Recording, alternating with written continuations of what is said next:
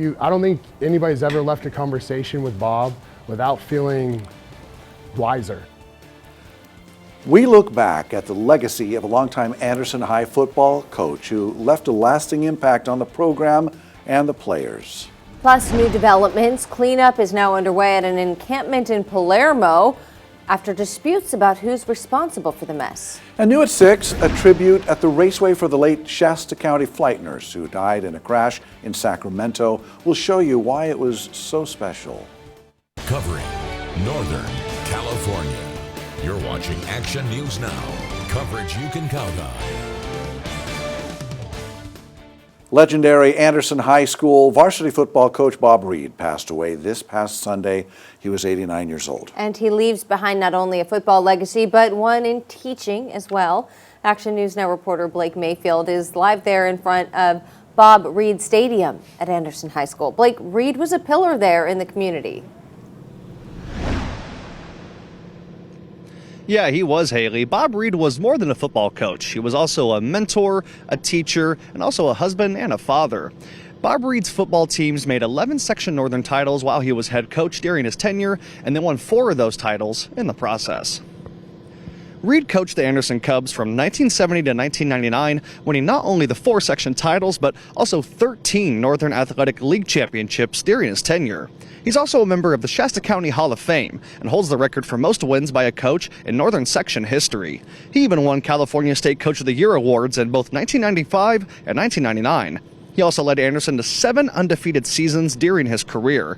But he wasn't just a coach. He was also a teacher here at Anderson High School from 1964 to 1998, leaving an impact on more than just the football field. This afternoon, I spoke with current varsity head coach P.J. O'Connell about Reed and the impact Reed leaves behind here in the city of Anderson. This community still knows who he is. This community still loves him. This community still feel his presence, still feel his essence. It takes a lot, not just coaching football, but the type of teacher he was, the type of guy he was, to leave that kind of legacy, to leave that kind of imprint on the community. It just kind of speaks to the kind of guy he is. You know, he is a one of a kind. Reed is survived by his daughters Lee, Angela, and Farron. His overall win-loss record is a staggering 223 wins to only 94 losses and 4 ties. And a celebration of life for Bob is scheduled here at Bob Reed Stadium behind me on Sunday, January 4th next year at 11 a.m., and that's followed by a reception at the Shasta District Fairgrounds at 1 p.m. that same day. Reporting live in Anderson, I'm Blake Mayfield. Action News Now. All right, thank you, Blake. Anderson High Football Stadium was renamed to Bob Reed Stadium after being refurbished back in 2009. New at 6, a special memorial event for Susie Smith, the Shasta County flight nurse who died in a helicopter crash in Sacramento. Sidetracks EMS supported this event at Thunderhill Raceway, opening the track so her husband could take their new Cobra out for some laps. They, here you can see on the video, they were submitted to our citizen journalism page by Rochelle Fernald. At the tribute, Reach Helicopter also arrived and followed from above, bringing together the community to honor the memory of Susie Smith. New at 6, the woman suspected of starting a fire that forced I-5 north of Anderson to close and threatened a nearby school will spend the next 10 years in prison as part of a guilty plea entered earlier this week. Tony Hill was accused of starting the fire during red flag conditions in October of last year while on parole for a separate conviction for assault with a deadly weapon. At the time, she gave officers a false name and claimed it was an accident. Hill will be officially sentenced on December 19th. Now here's a look from earlier today at conditions over Cal Park Lake. Whoa, beautiful on this Friday. Yeah, this is in Chico, if you're not familiar with Cal Park. But yeah, very beautiful day. Howie's been tracking conditions for us, and it looks like it's a beautiful night so far, Howie. So far, so good, Alan. Friday football looking to be really, really nice. And then some of that weather you just saw, it's going to last for quite a bit. We'll go into that in the next 30 minutes. All right, here's a look at our temperatures right now. A few spots dropping into the 50s. Other than that, low to mid-60s in the valley. But look at Chester already at 46, 41 up there at Alturas. Ooh, Truckee 37. Okay, really the biggest news after drying off are the winds today as the storms exited. We've had some winds over 25 miles per hour. Let's take a quick look at our gusts in the future. They start to go down as we get into Saturday and Sunday. Winds will be on that lighter side. Could still wake up to a little bit of fog. You want to take it easy, but we are looking at some beautiful weather we'll talk all about in a few minutes. Thanks, Howie. New developments: an illegal dumping site along Railroad Avenue in Palermo on land owned by Butte County there. Well, that's getting cleared out. Action News Now reporter Bea Barbosa joins us there live, where the illegal dumping's it's been a problem. Bea, this cleanup, though, it's a collaborative effort. Yes, Haley, both city and county officials and volunteer groups worked together to clear out this area. As we previously reported, this area was once a homeless camp that was cleared out back in August. But while no one is living here anymore, the trash and debris was left behind.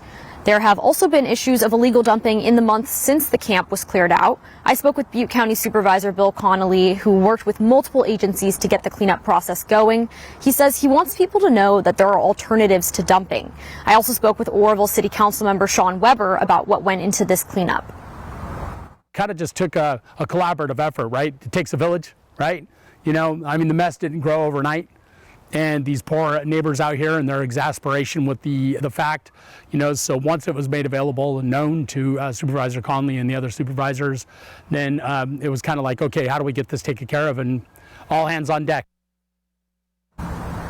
Crews came out here today at 9 a.m. and within 5 hours they filled a truck bed to the brim with trash. Councilmember Weber tells me this is just the beginning of the cleanup process, as these volunteers plan to keep coming back until the site is completely cleared.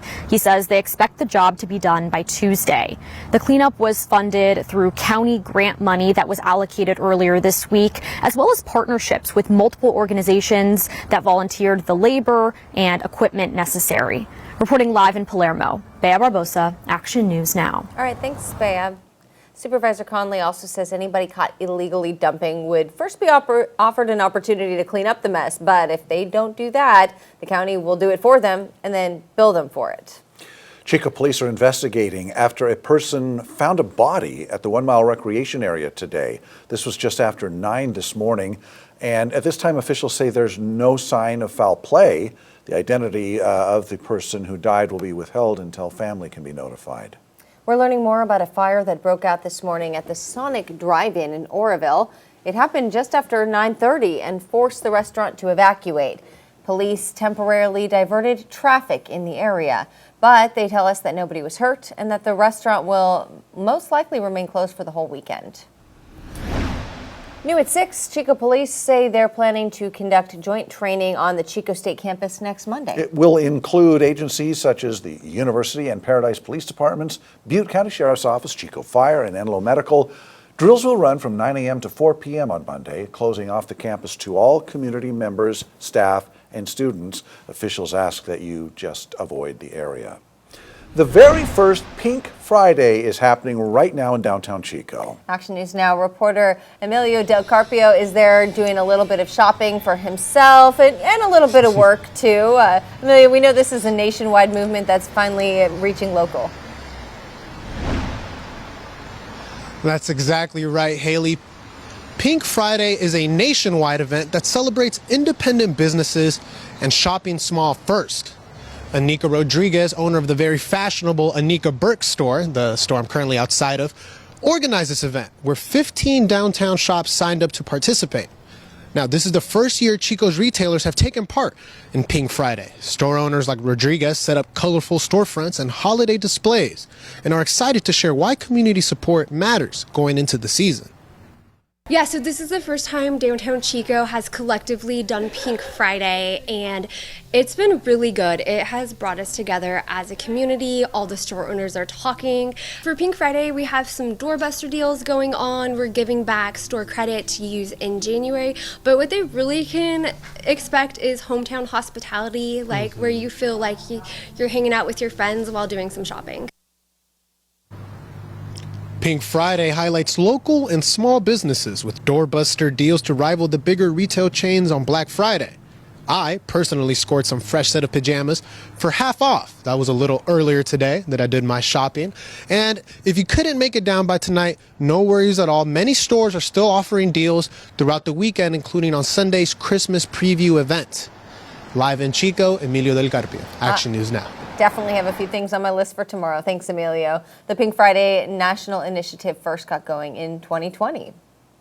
An electric way to get to school. The Orland Unified School District officially unveiled its first ever electric school bus ready for kids taking them to classes. There it is. The brand new 81 passenger bus can get up to 155 miles on a full charge. It was paid for thanks to the hybrid and zero emission truck and bus voucher incentive program, finishing up the project 3 years in the making. The bus is expected to hit the road in the next few months. Getting young people involved in the agriculture industry will show you all that went down in this year's Agribee. But first, a heads up to UC students. You might soon have to pay a higher rate in tuition. We have those details straight ahead.